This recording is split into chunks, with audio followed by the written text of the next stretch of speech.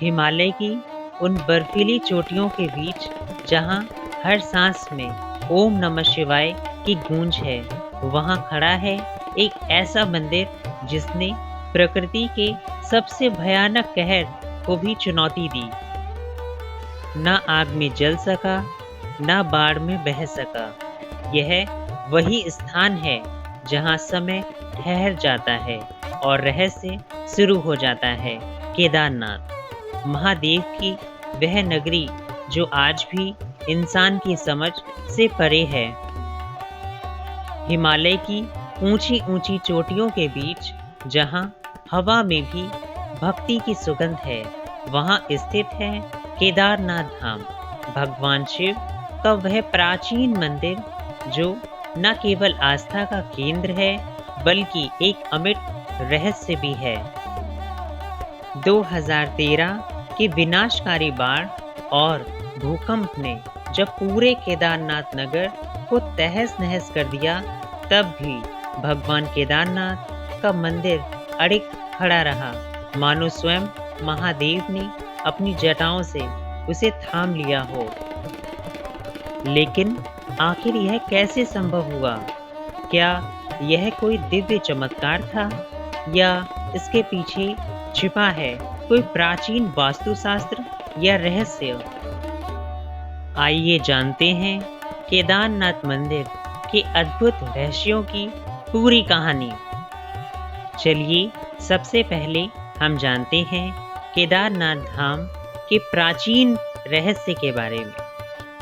केदारनाथ धाम 5 केदारों में से सबसे प्रमुख है, जिन्हें पंच केदार कहा जाता है। केदारनाथ, तुंगनाथ, रुद्रनाथ, मध्य महेश्वर और कल्पेश्वर। पौराणिक कथा के अनुसार महाभारत युद्ध के बाद पांडव अपने पापों का प्रायश्चित करने के लिए भगवान शिव की खोज में निकले थे, लेकिन भगवान शिव उन पर बहुत क्रोधित थे और उनसे मिलना नहीं चाहते थे। वे भेड़ का रूप लेकर गोपेश्वर के जंगलों में छिप गए। पांडवों को जब यह पता चला तो भीम ने अपने विशाल रूप में धरती पर पैर रखा और बैल को पकड़ने की कोशिश की। कहा जाता है कि बैल का पिछला हिस्सा केदारनाथ में प्रकट हुआ, जबकि बाकी शरीर के भाग अन्य 4 केदारों में प्रकट हुए। इस तरह भगवान शिव ने पांडवों को दर्शन दिए और कहा, जहां मेरा शरीर प्रकट हुआ है, वहां मेरा पूजन केदारेश्वर के नाम से होगा। तब से लेकर आज तक यह स्थान शिव भक्तों के लिए मोक्षधाम माना जाता है। चलिए अब हम जानते हैं मंदिर के अद्भुत सत्यापित कला के बारे में। केदारनाथ मंदिर की उम्र का अनुमान 1200 से 3000 वर्ष तक लगाया गया है।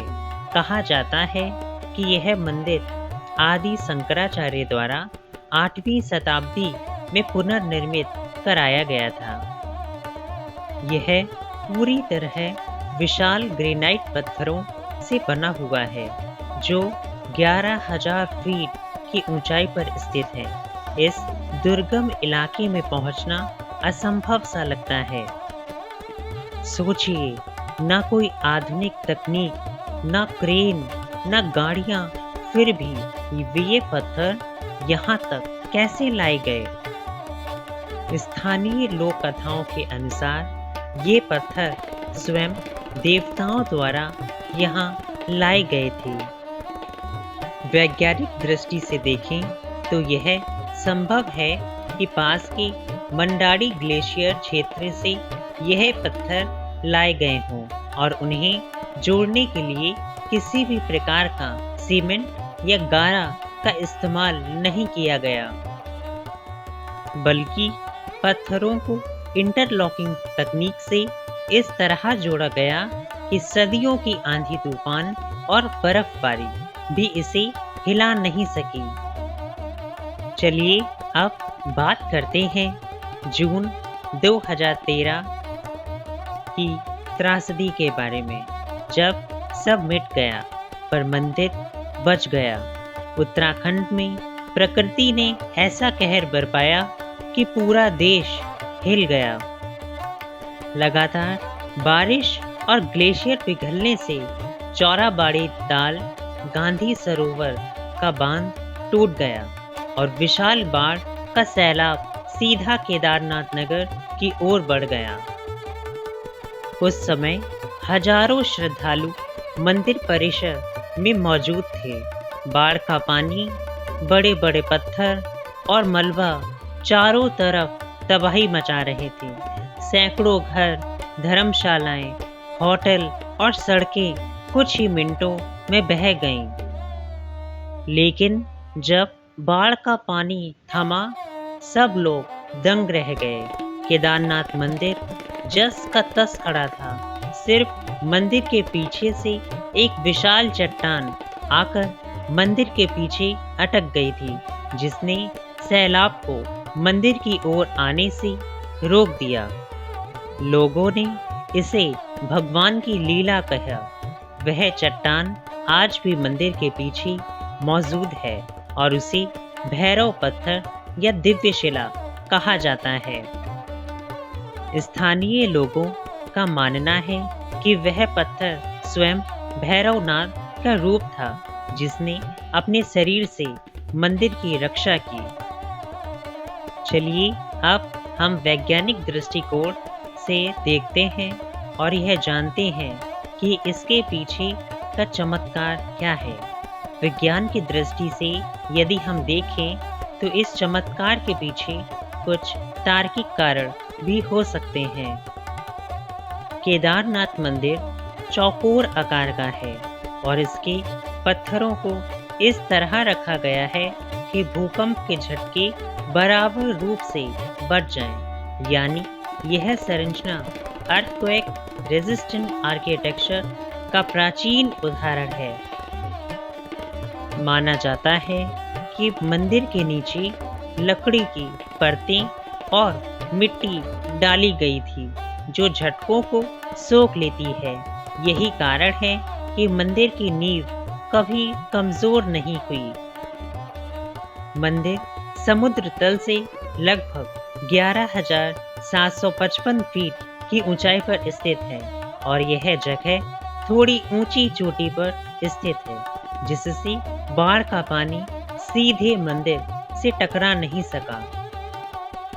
यह चट्टान प्राकृतिक रूप से मंदिर के पीछे आकर फंस गई, जिससे सारा मलबा और पानी दूसरी ओर मुड़ गया। अगर यह चट्टान कुछ मीटर भी इधर उधर होती तो मंदिर शायद बच नहीं पाता। मंदिर के अंदर स्थित मुख्य शिवलिंग प्राकृतिक रूप से भूमि से निकला हुआ है, यानी स्वयंभू शिवलिंग है। यह सामान्य शिवलिंग से काफी बड़ा है और इसका ऊपरी भाग पत्थर की तरह कठोर है, जबकि निचला हिस्सा हल्का और मिट्टी जैसा महसूस होता है। कहा जाता है कि इस शिवलिंग की पूजा केवल मुख्य पुजारी ही कर सकते हैं, जो परंपरागत रूप से कर्नाटक के लिंगायत ब्राह्मण होते हैं। यह परंपरा आदि शंकराचार्य के समय से चली आ रही है। मंदिर के गर्भगृह में जब घंटियां बजती हैं तो वह ध्वनि चारों दिशाओं में गूंजती है, मानो पूरा पर्वत हर हर महादेव का नारा लगा रहा हो। कहा जाता है कि आदि शंकराचार्य ने अपने जीवन यात्रा का अंतिम समय केदारनाथ में ही बिताया था। 33 वर्ष की अल्प आयु में उन्होंने यहाँ मोक्ष प्राप्त किया। उनका समाधि स्थल मंदिर के पीछे ही स्थित है। 2013 की बाढ़ में वह समाधि पूरी तरह बह गई थी, लेकिन 2021 में उसे पुनः सुंदर रूप में पुनर्निर्मित कराया गया। अब वहां एक शंकराचार्य स्मारक भी बना है, जहां हर श्रद्धालु दर्शन करते हैं। चलिए अब हम जानते हैं केदारनाथ धाम के कुछ अनसुलझे रहस्यों के बारे में। पत्थरों का वजन और निर्माण तकनीक। मंदिर के हर पत्थर का वजन कई टन है और आधुनिक मशीनों के बिना उन्हें इतने ऊंचे स्थान पर कैसे रखा गया, यह आज तक एक पहेली है। मौसम की अनोखी रक्षा। मंदिर साल में लगभग 6 महीने बर्फ के नीचे दबा रहता है, लेकिन जैसे ही बर्फ पिघलती है मंदिर वैसा ही दिखाई देता है, बिना किसी दरार या नुकसान के। कई शोधों में पाया गया है कि मंदिर क्षेत्र के आसपास एक विशिष्ट ऊर्जा क्षेत्र मौजूद है, जिससे कहा जाता है कि यह क्षेत्र आध्यात्मिक रूप से अत्यंत शक्तिशाली है। भक्तों का अनुभव। कई श्रद्धालु बताते हैं कि जब वे मंदिर के द्वार के सामने खड़े होते हैं तो उन्हें एक अजीब सी ऊर्जा और शांति महसूस होती है, जैसे स्वयं भगवान शिव वहां विद्यमान हो। विज्ञान अपनी जगह है, परंतु आस्था की शक्ति को नकारा नहीं जा सकता। केदारनाथ मंदिर केवल पत्थरों का ढांचा नहीं है, यह एक जीवित चमत्कार है जो हमें यह सिखाता है कि जब मनुष्य का विश्वास अड़िग होता है तो पर्वत भी झुक जाते हैं। 2013 की त्रासदी ने हजारों जानें ले ली, लेकिन साथ ही एक संदेश दिया, जो महादेव पर भरोसा रखता है उसे कोई भी विपत्ति हिला नहीं सकती। चलिए अब हम जानते हैं केदारनाथ मंदिर की वर्तमान स्थिति के बारे में। आज केदारनाथ मंदिर पहले से भी अधिक भव्य रूप में पुनर्निर्मित किया गया है। सरकार ने वहां तक पहुंचने के लिए नई सड़कों, हेलीकॉप्टर सेवाओं और सुविधाओं की व्यवस्था सुचारित रूप से कर रखी है। लेकिन एक बात आज भी वही है, मंदिर के अंदर प्रवेश करते ही मन में वही कंपन, वही श्रद्धा और वही एहसास होता है कि यहाँ केवल पत्थर ही नहीं बल्कि स्वयं भगवान शिव विराजमान है। जब हम 2013 की आपदा के बाद मंदिर की अडिगता को देखते हैं तो यह केवल स्थापत्य या भूगोल की बात नहीं रह जाती, यह एक आस्था का प्रतीक बन जाता है। शायद यही कारण है कि करोड़ों श्रद्धालु हर साल कठिन यात्राएं तय करके यहाँ पहुँचते हैं, क्योंकि उन्हें विश्वास है कि जहाँ महादेव हैं वहाँ विनाश भी रुक जाता है।